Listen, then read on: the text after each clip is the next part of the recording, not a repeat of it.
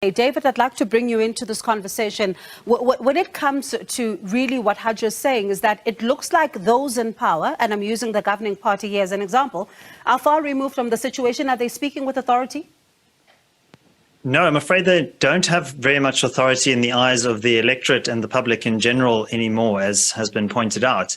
And I think fundamentally what we need to understand here is that the problems at Eskom are not necessarily technical, they are political in nature. They arise from a over-centralization of state control over the utility, political incentives that have been brought to bear on that utility.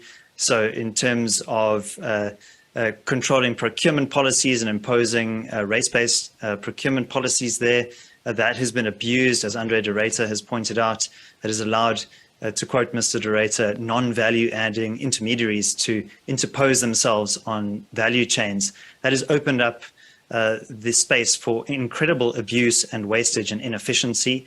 There is also now this ongoing question of liberalizing generation capacity. That needs to be vastly ramped up. And we at the Free Market Foundation would advocate for a privatization, particularly of generation capacity. Some of these assets are now nearing the end of their life. They could still realize some value in the hands of capable private operators. So we are really at the 11th hour here in terms of our ability to capture some of that residual value. So political problems require political solutions, and that means getting the politicians as far away from Eskom as possible. The signals were there, warnings since 1998, but it doesn't look like everyone is taking responsibility instead of shifting it, but it looks like they're shifting the buck. Yeah, I think that's quite right, and I think a lot of people have laid the blame for Eskom's failures at Eskom itself, at the door of Eskom itself. But I think that is perhaps unfair. I think we need to look at the political incentives that are operating around the utility. And there's going to be much speculation around who will replace Andre de Ruyter. But the fact of the matter remains is that it doesn't matter who replaces him, because the prevailing ideology of state control will still be in place.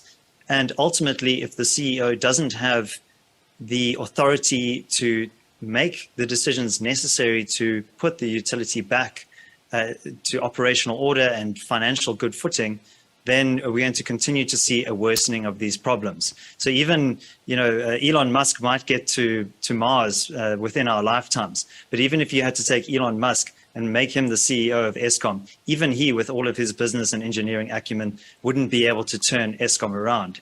The problem is with the system itself, not necessarily with the capabilities of who is in charge. And ultimately, it's a political problem that we're dealing with here. You have said before, a political problem which needs a political solution. So how does then, you think about not only Andre de Ruyter Hadra, you're thinking about Phakamani Hadebe, who spoke about this position and how much toll it took on his health. David, how then does the shareholder begin to balance its interests as well as making sure that this particular entity does its job? In about 20 seconds. Well, the problem is that there is only one single shareholder. We need to break the stranglehold that government has over electricity in this country. The same politicians who got us into this crisis are not the ones who are going to get us out of it. We need a new start post-2024. We need a radical overhaul of energy policy in South Africa, and that may include looking at liberalizing and floating the price of electricity in South Africa. These NERSA applications, it is a stitch-up between NERSA and Eskom. Consumers are completely helpless. They cannot procure power elsewhere. Prices are fixed, and there's nothing that you as a consumer can do about it. We would have far more efficiencies introduced into the process that might result in a short-term spike in energy prices. But what we would see is prices acting as a signal of the underlying value, and that would draw in private capital and private developers to start providing more energy. At the moment, the state is obstructing the private sector, and that is what is leading to this prolonged crisis.